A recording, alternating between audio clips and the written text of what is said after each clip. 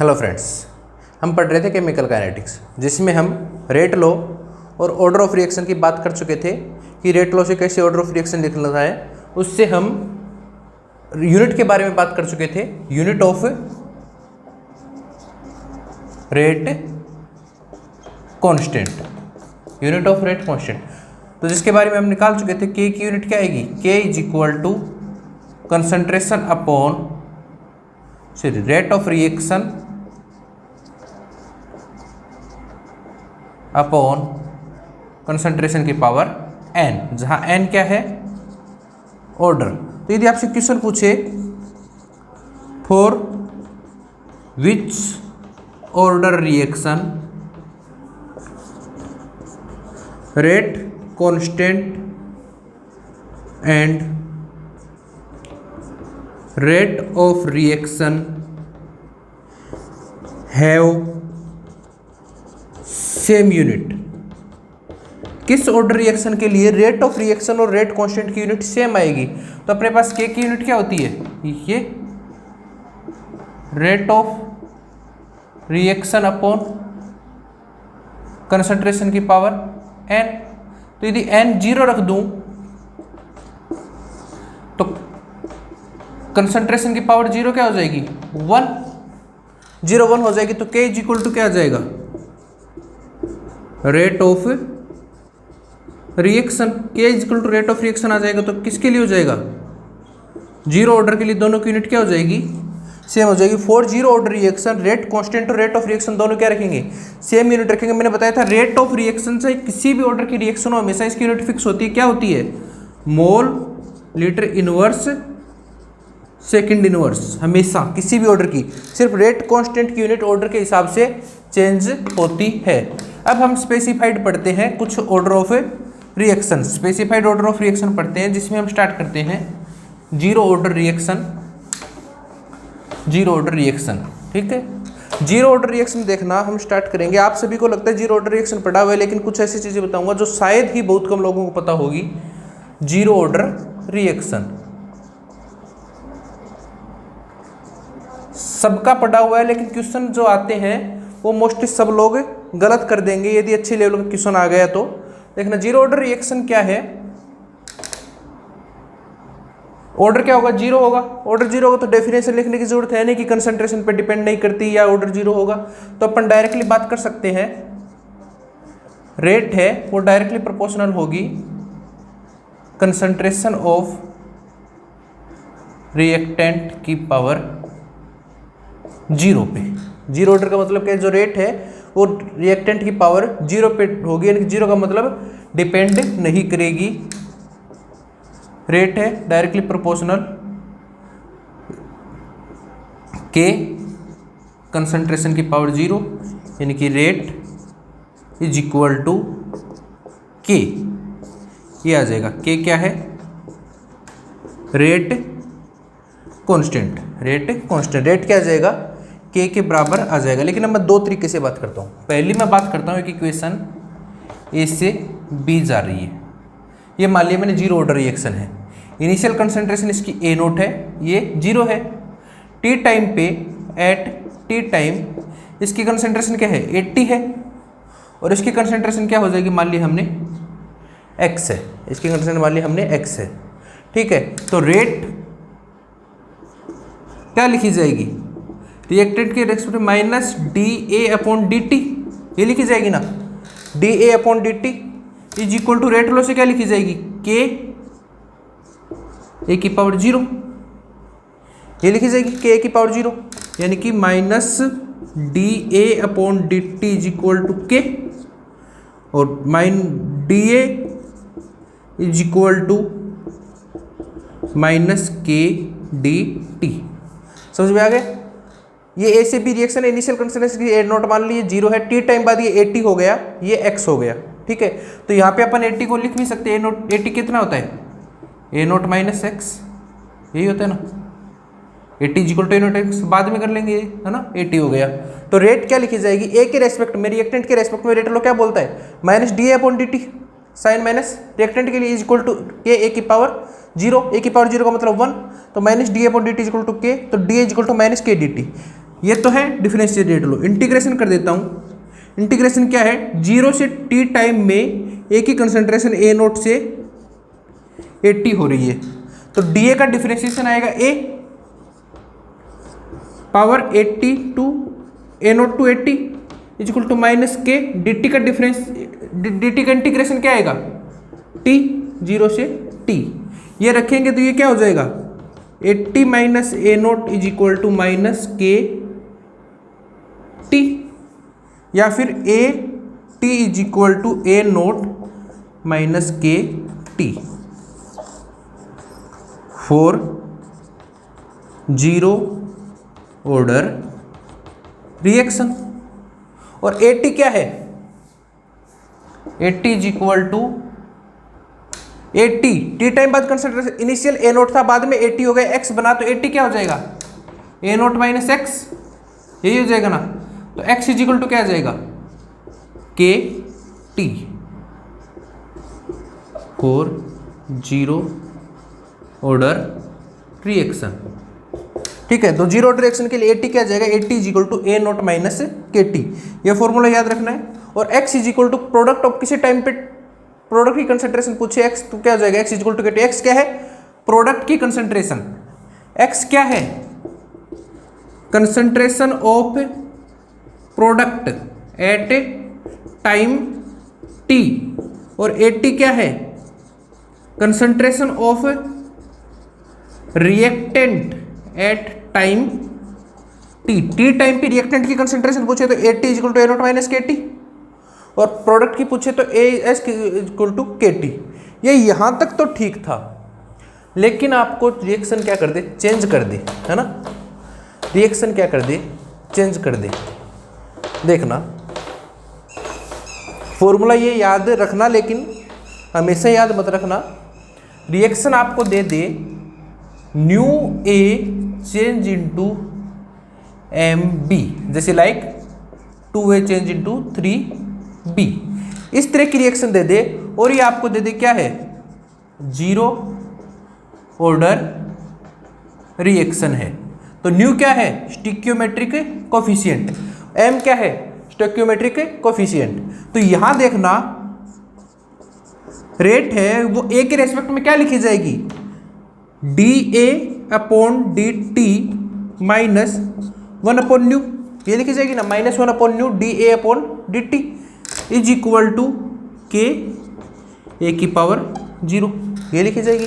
तो यहां से आपका क्या आ जाएगा minus 1 upon nu D A upon D T is equal to K, और D A is equal to क्या आ जाएगा minus nu K D T, minus nu K D T. Integration करोगे तो 0 से t ये हो जाएगा ए नोट से ए टी, है ना। तो ये क्या आ जाएगा ए की पावर ए नोट से A T is equal to minus nu constant है, के भी कॉन्स्टेंट है, टी का इंटीग्रेशन टी 0 से टी, ए का इंटीग्रेशन ए नोट से ए टी, न्यू कॉन्स्टेंट है, टी कॉन्स्टेंट है, 12 आ जाएगा टी इंटीग्रेशन टी। तो ये लिखोगे तो क्या आ जाएगा 80 minus A naught is equal to minus nu K T, समझ में आ गया, माइनस न्यू के टी, के क्या है रेट कांस्टेंट। तो 80 इज इक्वल टू क्या आ गया ए note minus nu K T, ये इक्वेशन आज के बाद हमेशा याद रखना फॉर रिएक्टेंट, फॉर रिएक्टेंट, जहां के क्या है रेट कांस्टेंट और न्यू क्या है स्टोइकियोमेट्री ऑफ रिएक्टेंट, ये रिएक्टेंट की स्टोइकियोमेट्री है, याद रखना। न्यू क्या है रिएक्टेंट की स्टोइकियोमेट्री है। तो अब जैसे ये न्यू ए है, यदि अपन नॉर्मल रिएक्शन के लिए यूज करें, इस रिएक्शन को ए से बी के लिए यूज करें, तो ए की वैल्यू क्या हो जाएगी 1 हो जाएगी, न्यू की वैल्यू 1 हो जाएगी, तो 80 is equal to A note minus K T आ जाएगा for nu is equal to 1। लेकिन यदि 2a से b लिखते अपन, इस रिएक्शन के लिए लिखें 2a से 3b तो 80 क्या लिखा जाएगा, 80 is equal to A note minus 2KT। तो जीरो ऑर्डर रिएक्शन की इक्वेशन क्या हो जाएगी ये। यदि इस रिएक्शन से न्यूमेरिकल करोगे तो सारे न्यूमेरिकल गलत आएंगे इस इक्वेशन के लिए जीरो ऑर्डर के। तो जीरो ऑर्डर के लिए रिएक्शन क्या लगेगी ये, ठीक है। अब ये तो है 80 के बाद जीरो ऑर्डर के लिए अपना x is equal to KT आया था, उसे भी चेंज करेंगे। देखना कैसे चेंज करेंगे। यदि प्रोडक्ट के रेस्पेक्ट में इसी इक्वेशन को लिखूं, प्रोडक्ट के रेस्पेक्ट में इसी इक्वेशन को लिखूं तो क्या लिखा जाएगा, +1/m dB/dt is equal to K A की पावर 0, कोई दिक्कत ही नहीं है। तो -1/m dB/dt, बी की कंसेंट्रेशन मान लिया मैंने टी टाइम पे क्या है, x है। तो यहां से dB कितना आ जाएगा, dB इज इक्वल टू आ जाएगा mK/dt। इंटीग्रेशन कर देंगे 0 से t, यह हो रहा है 0 से x, 0 से x। ये इक्वेशन है, स्टार्टिंग में हमने मान लिया ये a नोट है, ये 0 है, 80 हो जाएगा, ये x हो जाएगा। तो ये क्या आ जाएगा, x is equal to mK/t। m क्या है, stoichiometry of product, stoichiometric of product. x कितना बनेगा, mK/t बनेगा, न कि KT। जैसे यदि हम रिएक्शन यूज करें A से B तो ये x इज इक्वल टू 1 आ जाएगा, KT आ जाएगा। लेकिन A से मैं यूज कर रहा हूं 2B, तो x इज इक्वल टू क्या आ जाएगा, 2KT। समझ रहे हो, ये और ये दोनों इक्वेशन क्या हो गई, अलग हो गई। यहां पे देखना इसके लिए आया था a नोट माइनस, और यदि इस इक्वेशन के मैं लिखूं तो x कितना आ जाएगा, mK/t 3KT। समझ रहे हो, यहां आया a नोट माइनस 2KT, लेकिन x कितना बना 3KT। समझ रहे हो, यदि हम ये करेंगे तो सारी चीजें गलत हो जाएगी। कॉन्सेप्ट समझ में आया, आपको इक्वेशन याद रखनी है, ये वाली और ये वाली। और स्टिक्योमेट्रिक देख लेना जीरो ऑर्डर के लिए कि स्टिक्योमेट्रिक 1 है तो नॉर्मल अपन जो इक्वेशन यूज करते हैं जनरली आप हमेशा पढ़ते आए वो काम आएगी। लेकिन स्टिक्योमेट्रिक 1 नहीं है तो इक्वेशन क्या हो जाएगी, चेंज हो जाएगी, ठीक है। जैसे क्वेश्चन देखना, एक क्वेश्चन देखना,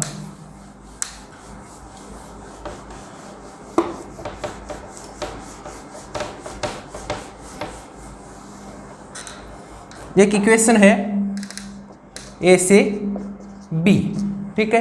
रेट कांस्टेंट आपको दे रखा है 3 मोलर सेकंड इनवर्स, टाइम दे रखा है 2 सेकंड, और A स्टार्टिंग में क्या है 10 मोलर 10 मोलर है।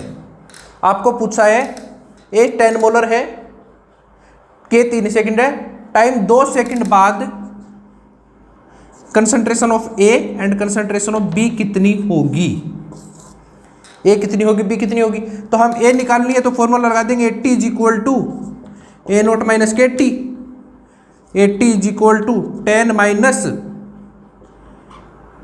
3 into 2, 80 is equal to 4, 80 is equal to 4, x is equal to KT, x is equal to 3 into 2, x is equal to 6। तो प्रोडक्ट बन गया 6, रिएक्टेंट बन गया 4। सही था, जो फॉर्मूला लगाया सही था, रिजल्ट भी सही आया। लेकिन मैंने इक्वेशन लिख दी 2A से 3B। अब मैं बोल रहा हूं initial concentration of A is 10 molar, K is 3 molar second inverse, after 2 second concentration of B will be, 2 second बाद B की कंसंट्रेशन कितनी होगी। आपको वही फॉर्मूला याद है, x is equal to KT, 3 K दे रखा है, 2 दे रखा है, B की हो जाएगी 6, और आप कराओगे पेपर में 6 पहला ऑप्शन मिलेगा। सारी चीजें गलत हो जाएगी, जितनी चीजें पड़ी है सारी की सारी गलत हो जाएगी। फॉर्मूला देखना, यहां स्टिक्योमेट्रिक 1 नहीं है तो x का फॉर्मूला क्या लिखेगा, mkt। m क्या है स्टिक्योमेट्रिक ऑफ प्रोडक्ट, प्रोडक्ट पूछा है तो m कितना हो जाएगा 3 K3 T2, 3 इंटू 3 9, 9 इंटू 2 18, लेकिन 18 भी गलत है, 18 भी क्या है गलत है। ए नोट देखना 80 देखा होगा, ए नोट माइनस 2KT है ना, तो ये कितना हो जाएगा 10 माइनस, इसके लिए 80 क्या लिखा जाएगा 80 equal to A note minus 2KT, 10 minus 2 into 3 into T 2, ये आ जाएगा -2, ये आ जाएगा -2। तो 80 की वैल्यू अगर -2 यानी कि रिएक्टेंट क्या हो गया नेगेटिव में चला गया। रिएक्टेंट नेगेटिव में जा सकता है क्या, नहीं जा सकता। रिएक्टेंट नेगेटिव में नहीं जा सकता, इसका मतलब क्या है कि 2 सेकंड पे रिएक्शन क्या हो गई कंप्लीट हो गई। At 2 second reaction is complete, और रिएक्शन कंप्लीट हो गई तो देखना P मैक्सिमम, प्रोडक्ट मैक्सिमम क्या बनेगा, वो बनेगा stoichiometry of product upon stoichiometry of reactant into concentration of reactant.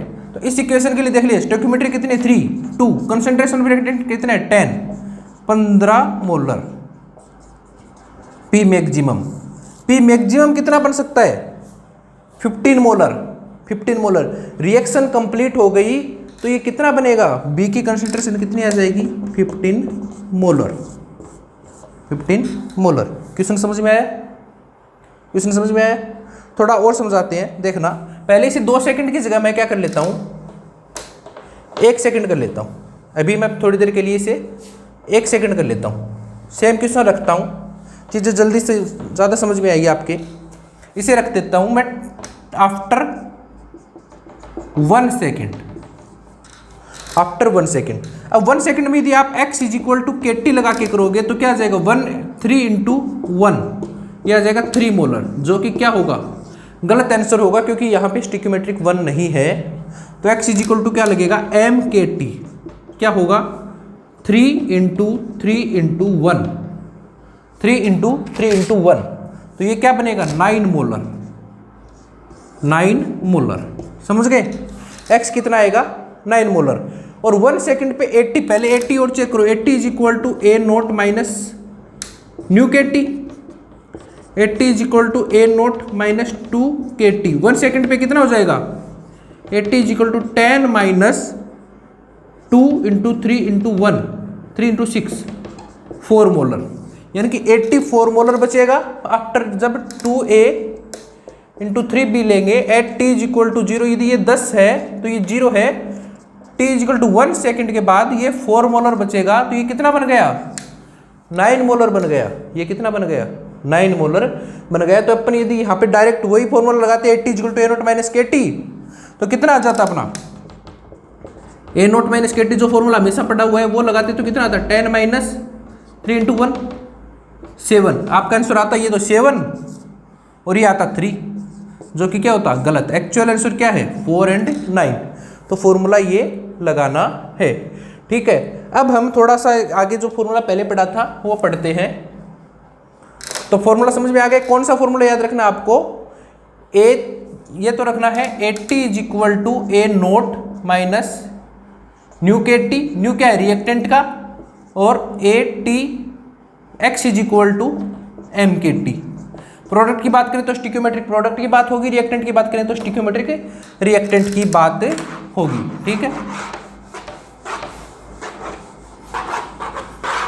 अब देखना एक formula, maximum concentration of product की मैक्सिमम कंसंट्रेशन कितनी हो सकती है वो देखना क्या है। P maximum is equal to stoichiometry of product upon stoichiometry of reactant into concentration of reactant. ये क्या है, P मैक्सिमम इतना हो सकता है। वही जैसे 2A से 3B दिया, इसकी कंसंट्रेशन यदि मैं मान लेता हूँ 5 मोलर है या 6 मोलर मान ले सकता हूँ, यदि इसकी कंसंट्रेशन मैं 6 मोलर रखता हूँ तो B जो मैक्सिमम बनेगा वो कितना बनेगा, 3/2 इंटू 6 9 मोलर। B की मैक्सिमम कंसंट्रेशन क्या बनेगी, 9 मोलर बनेगी। ये 6 से मैक्सिमम क्या बनाएगा, 9 से ऊपर नहीं जाएगा। जब रिएक्शन कंप्लीट हो जाएगी तो ये 9 बनेगा। और ये मिनिमम कितना हो सकता है, 6 से कितना हो सकता है, 0। जब ये 0 है तब ये क्या है, 9। ठीक है, ये जब 0 है तो ये 6 से क्या चला जाएगा, 9। समझ रहे हो, इसकी स्टार्टिंग में 6 है तो ये होगा 0। जब ये स्टार्टिंग में 6 है तो ये 0। जब ये 6 से 0 पे चला जाएगा तो ये क्या हो जाएगा, मैक्सिमम 9। ये मिनिमम है तो ये क्या होगा, मैक्सिमम। ये 0 से कम नहीं जा सकता। यदि किसी टाइम पे अपना 80 0 से कम आ रहा है, इसका मतलब क्या है, रिएक्शन पहले ही कंप्लीट हो चुकी, रिएक्शन पहले ही कंप्लीट हो चुकी। और जिस टाइम पे रिएक्शन कंप्लीट हो चुकी उसे हम क्या बोलते हैं, लाइफ टाइम। ठीक है, तो समझ में आ गया P मैक्सिमम कितना बनेगा, स्टिक्योमेट्री को product upon stoichiometry into reactant upon ये। और मिनिमम कंसंट्रेशन ऑफ रिएक्टेंट कितनी होगी, 0। मैक्सिमम कंसंट्रेशन ऑफ प्रोडक्ट क्या होगी, आप में निकाल सकते हैं। ठीक है, अब दो चीज़ों की बात और करता हूं मैं, हाफ लाइफ और लाइफ टाइम। पहली बात करता हूं हाफ लाइफ। हाफ लाइफ जिसे रिप्रेजेंट करते हैं T हाफ से। क्या है, when half of reactant complete their reaction. वो टाइम जब हाफ ऑफ रिएक्टेंट क्या करे, रिएक्शन कंप्लीट कर ले, उसे क्या बोलते हैं, हाफ टाइम। ठीक है, तो अपनी इक्वेशन क्या थी, A से B के लिए ये थी 80 = A0 - KT। तो T हाफ होगा तो ये इसने हाफ ने क्या कर दी, रिएक्शन कंप्लीट कर दी, तो 80 कितना बचा, A0/2। हाफ ने A0 था, उसमें से A0/2 ने तो क्या कर दी, रिएक्शन कंप्लीट कर दी, तो बचा कितना, A0/2। तो A0/2 = A0 - K, इसे बोल देता हूँ T हाफ। तो ये इधर जाके हो जाएगा KT half = A0/2, T half = A0/2 K। A0 की T हाफ कितना आ जाएगा, A0/2 के, 0 ऑर्डर के लिए। तो 0 ऑर्डर के लिए T हाफ है वो डायरेक्टली प्रोपोर्शनल होगा A0 के। यदि A0 की कंसंट्रेशन, यदि रिएक्टेंट की कंसंट्रेशन इंक्रीज करते हैं तो T हाफ बढ़ेगा, और रिएक्टेंट की कंसंट्रेशन हाफ करते हैं तो T हाफ क्या होगा, कम में होगा। ठीक है, 0 ऑर्डर रिएक्शन के लिए ये होगा, 0 ऑर्डर के लिए। ठीक है, अब बात करता हूं मैं लाइफ टाइम के। लाइफ टाइम का मतलब क्या है, time eight which reaction complete, जहां पे रिएक्शन क्या हो जाए, कंप्लीट हो जाए। इसका मतलब क्या है, 80 = A0 - KT। 80 क्या हो जाएगा, 0। रिएक्शन कंप्लीट हो जाए इसका मतलब रिएक्टेंट क्या हुआ, कुछ बचा ही नहीं। हाफ लाइफ जहां पे रिएक्शन आधा रिएक्ट हो जाए मतलब आधा बच गया, ये निकाल लिया। लाइफ टाइम के जहां पे रिएक्शन कंप्लीट हो जाए, रिएक्शन खत्म होगी तो रिएक्टेंट क्या हुआ, कुछ बचा ही नहीं। तो 80 = A0 - KT, 80 0 हो जाएगा। तो T इसे बोलेंगे, T की जगह लाइफ टाइम को बोलते हैं Z। लाइफ टाइम को किससे रिप्रेजेंट करते हैं, Z से। तो ये हो जाएगा Z। तो Z = क्या आ जाएगा, A0/K। A0/K, यहां से देखना A0/K की वैल्यू कितनी आई, 2T हाफ। तो Z = कितना आ जाएगा, 2T हाफ। यानी कि 2T हाफ में रिएक्शन क्या हो जाती है, कंप्लीट हो जाती है। यदि फर्स्ट ऑर्डर रिएक्शन का T हाफ 10 सेकंड है तो रिएक्शन 20 सेकंड में क्या हो जाएगी, कंप्लीट। रिएक्शन 20 सेकंड में क्या हो जाएगी, कंप्लीट। यदि टी हाफ 10 सेकंड है तो रिएक्शन 20 सेकंड में क्या हो जाएगी, कंप्लीट। ठीक है, रिएक्शन 20 सेकंड में क्या हो जाएगी, कंप्लीट। ये तो नॉर्मल रिएक्शन के लिए था। अब हम बात करते हैं यदि स्टिक्योमेट्रिक यूज करें। ये तो सबका पड़ा हुआ T half equal to A naught upon 2k, इसके प्रोपोर्शनल होता है। z equal to A naught upon k 2t half के बराबर होता है। अब मैं बात करता हूं stoichiometric equation, nu A change into M B. अब देखना इसके लिए इक्वेशन क्या आई थी, 80 is equal to A note minus nu K T. तो टी हाफ निकालेंगे तो ये क्या हो जाएगा, A note upon 2 is equal to A note minus nu K T half. तो न्यू के टी हाफ किसके बराबर आ जाएगा, ए नोट अपॉन 2। तो टी हाफ किसके बराबर आ जाएगा, ए नोट अपॉन 2 न्यू के। समझ रहे हो, 2 न्यू के। तो अपन नॉर्मल बात करें ए से बी, तो न्यू की वैल्यू 1 है, तो टी हाफ आप लिख सकते हो ए नोट अपॉन 2k। ए नोट अपॉन 2k न्यू की वैल्यू 1 हो जाएगी। लेकिन मैं रिएक्शन की बात कर रहा हूँ 2a से 3b, तो टी हाफ की वैल्यू क्या हो जाएगी, A note upon 2 into 2 into के 4k।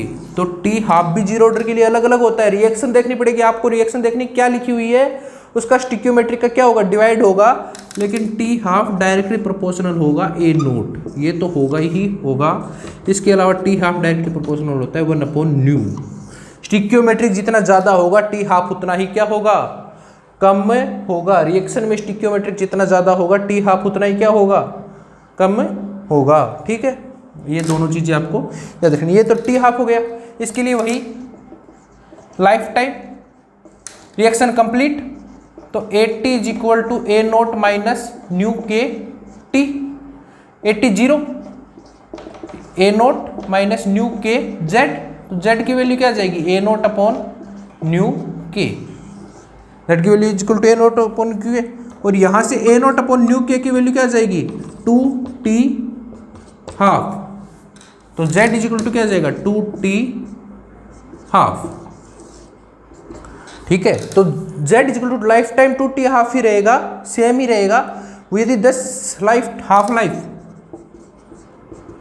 10 सेकंड है तो रिएक्शन कंप्लीट कितने में हो जाएगी,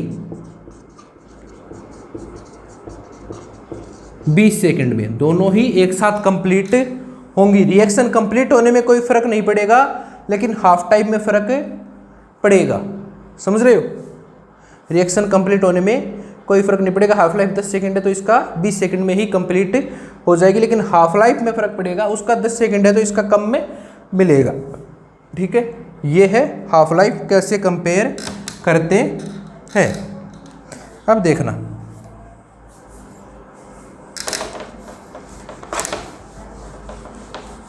अब जो मैंने वो क्वेश्चन पूछा था आपसे, 2a से 3b जा रही है, इसकी 10 मोलर है initial, t is equal to 0 पे। k की वैल्यू आपकी है 3 molar second inverse. t is equal to 2 second है, तो प्रोडक्ट क्या होगा, प्रोडक्ट क्या होगा। तो सबसे पहले तो आप देख लीजिए पी मैक्सिमम बनेगा कितना, पी मैक्सिमम बनेगा 3/2 इंटू 10 15 मोलर। यदि ये 10 मोलर है तो मैक्सिमम की टी कितना बनेगा, 15 मोलर बनेगा। अब यदि आप x इज इक्वल टू क्या लगाते हो, एम के टी, तो 3 इंटू 3 इंटू 2 18 मोलर बन रहा है। 18 मोलर बन नहीं सकता, यानी कि मैक्सिमम 15 मोलर बन सकता है। इसका मतलब रिएक्शन कंप्लीट हो गई। तो हम पहले लिखते हैं लाइफ टाइम। लाइफ टाइम देखना, इस रिएक्शन के लिए लाइफ टाइम लिखेंगे तो क्या होगा, 80 is equal to A note minus 2kt। 80 के respect 80 is equal to A note minus 2kt। तो एट लाइफ टाइम क्या हो जाएगा, 0 is equal to 10 minus 2 into 3 into Z. तो Z is equal to 10/6, 1.67 second.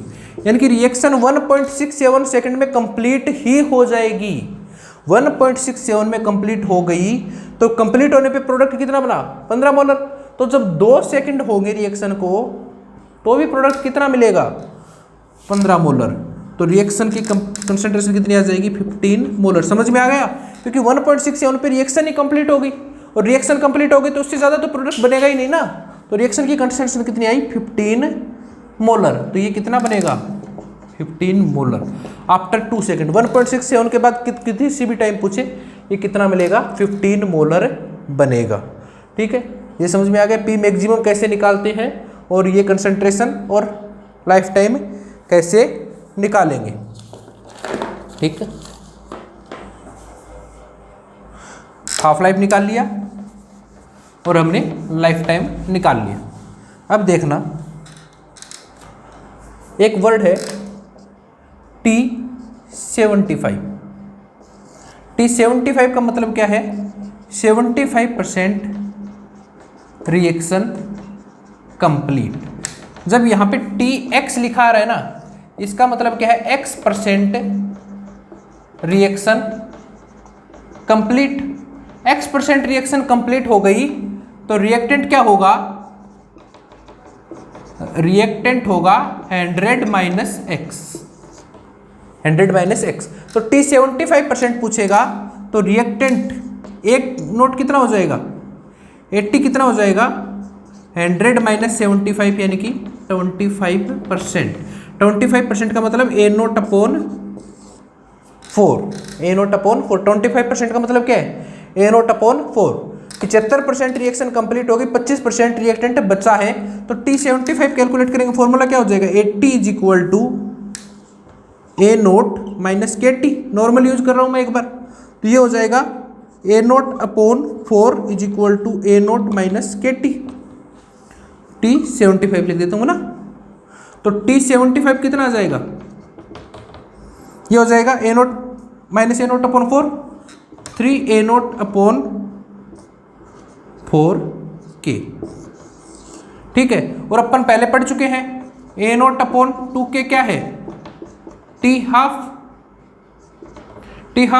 तो ए नोट अपॉन 2K की जगह T half रखेंगे तो ये T75 क्या हो जाएगा 3/2 ए नोट अपॉन 2K या T75 is equal to 3/2 T half.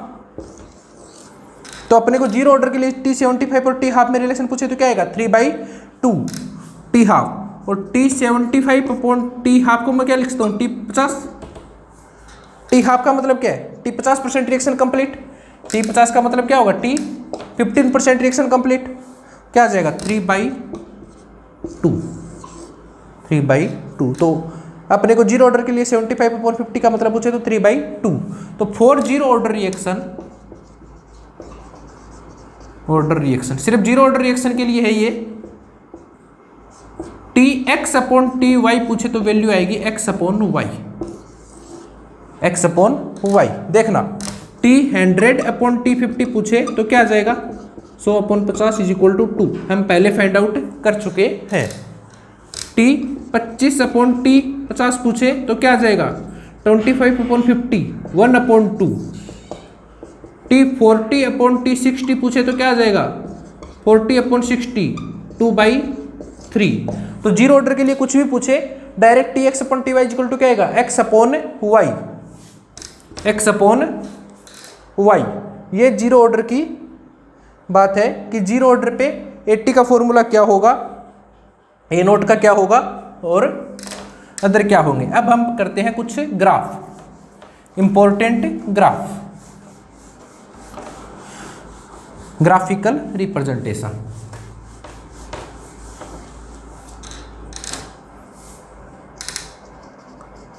Graphical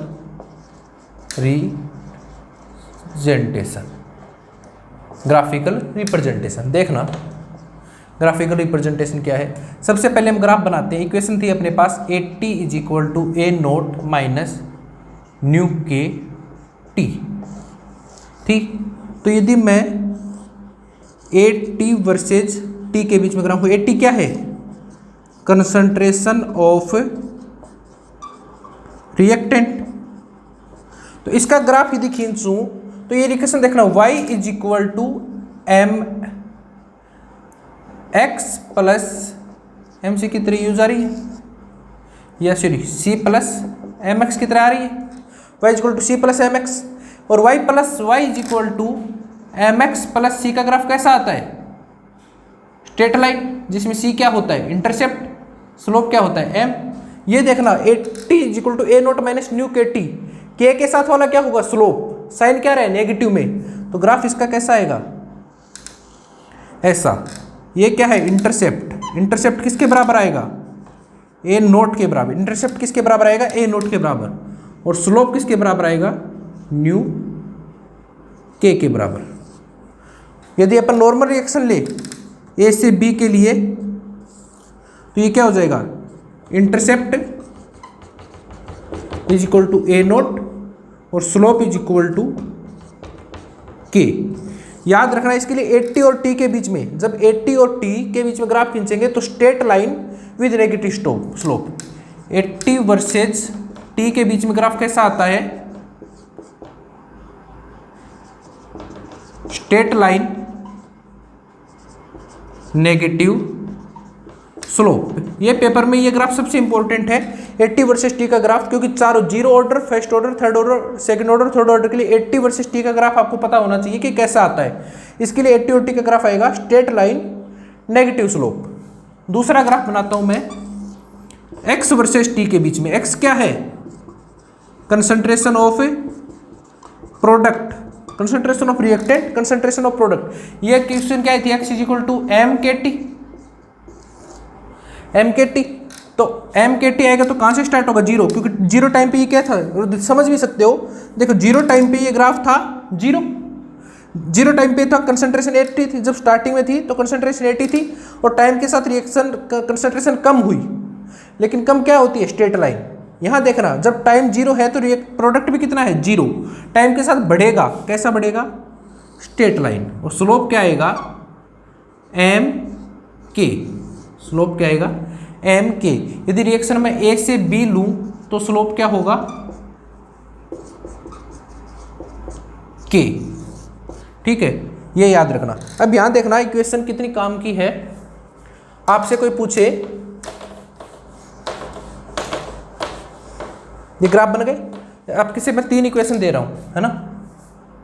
एक तो दे रहा हूं ए से बी, एक दे रहा हूं ए से 2b, एक दे रहा हूं ए से 3b। इक्वेशन 1 2 3। क्वेश्चन देखना मेरा, क्वेश्चन देखना। अब मैं ग्राफ बना रहा हूं x वर्सेज t का, है ना?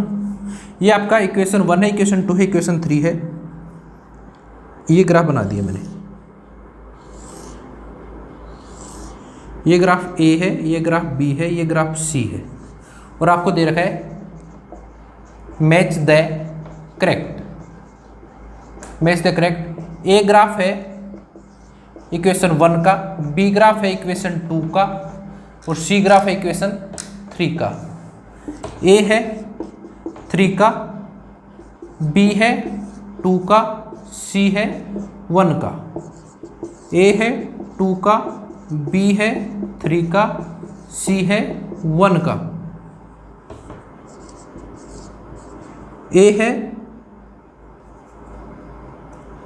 3 का, B है 1 का, C है 2 का। कौन सा ग्राफ सही है? 3 इक्वेशन दे रखी है, तीनों आपको दे रखी है। तो अब देखना कहाँ काम आएगा। अपने को पता है x इज इक्वल टू क्या होता है? M K T. स्लोप क्या आएगा? एम के। जितनी ज़्यादा m की वैल्यू उतना ज़्यादा स्लोप, जितनी ज़्यादा m की वैल्यू उतना ज़्यादा स्लोप। स्लोप हमें दिख रहा है a में सबसे ज़्यादा स्लोप है, तो a के लिए m की वैल्यू सबसे ज़्यादा होगी, तो a किसका होगा? 3 का, b 2 का, c 1 का। ऑप्शन कौन सा आएगा? सही, ये वाला। ये तो होगा 3 का, ये होगा 2 का, ये होगा 1 का। तीनों स्ट्रेट लाइन आएगी, लेकिन डिपेंड किस पे करेगा? स्टिक्योमेट्रिक कोफिशिएंट पे ये डिपेंड करेगा। ठीक है, कुछ ग्राफ और बनाते हैं। 2 ग्राफ हो गए। अब देखना तीसरा ग्राफ है रेट वर्सेज कंसंट्रेशन। रेट और कंसंट्रेशन में जीरो ऑर्डर के लिए कैसा ग्राफ बनेगा, अपने को पता है रेट क्या आई थी, rate is equal to K A की पावर 0, यानी कि rate is equal to K, और के के साथ क्या आया था, कुछ भी नहीं था। इन एक्चुअल तो के के साथ कुछ भी नहीं था, या हम प्रोडक्ट या रिएक्टेंट में लिखे उस पर डिपेंड है कि प्रोडक्ट के रेस्पेक्ट में लिख रहे हैं या रिएक्टेंट के रेस्पेक्ट में, लेकिन इन एक्चुअल तो क्या होता है, रेट लॉस यही होता है ना, rate is equal to K A की power nought, rate is equal to K. तो कंसंट्रेशन के कई टर्म है क्या इसमें, कोई टर्म नहीं है, तो ग्राफ क्या आएगा, कांस्टेंट। ग्राफ क्या आएगा, कांस्टेंट। कंसंट्रेशन पे रेट डिपेंड नहीं करती, रेट वर्सेज टाइम।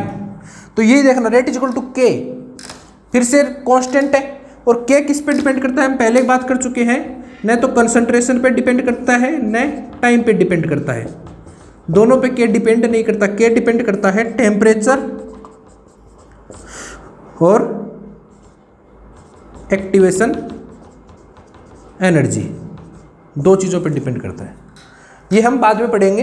तो कंसंट्रेशन और टाइम दोनों पे डिपेंड नहीं करता, तो ग्राफ कैसा आएगा, ये वाला, कौन सा, कांस्टेंट। एक ग्राफ और बनाता हूं वो मैं बनाता हूं T half versus A note. Initial concentration और टी हाफ हम पढ़ चुके हैं। टी हाफ क्या होता है, ए नोट अपॉन 2k, तो T half directly proportional to A nought. तो ग्राफ कैसा बनेगा, ऐसा, T half versus A nought के बीच में ग्राफ कैसा बनेगा, तो लाइन, यानी कि ए नोट यदि इंक्रीज करता हूं तो टी हाफ इंक्रीज होता है। ये सिर्फ और सिर्फ जीरो ऑर्डर में ही है, जीरो ऑर्डर, बाकी में ऐसा कुछ नहीं होगा। जीरो ऑर्डर में ए नोट बढ़ाने पर टी हाफ बढ़ेगा। ये है ग्राफ, ये अपना जीरो ऑर्डर का रिप्रेजेंटेशन है, कैसे फॉर्मूले यूज करने हैं, कैसे क्या करना है। आई होप आपको कुछ नया सीखने को मिला है। एक क्वेश्चन देखिए, एक क्वेश्चन कर लेते हैं, फिर इसे हम फिनिश करते हैं जीरो ऑर्डर को, फिर हम जीरो ऑर्डर को फिनिश करते हैं। क्वेश्चन देखिए,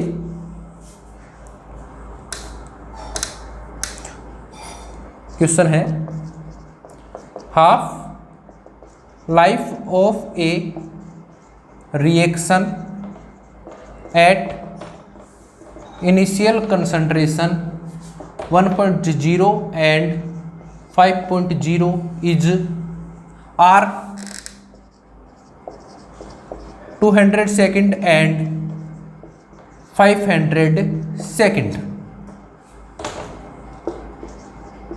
Order of reaction will be, ये गेट का क्वेश्चन है, ईयर नहीं पता मुझे, तो ऑर्डर क्या होगा, वही है first order, second order, third order, zero order, कौन सा ऑर्डर होगा।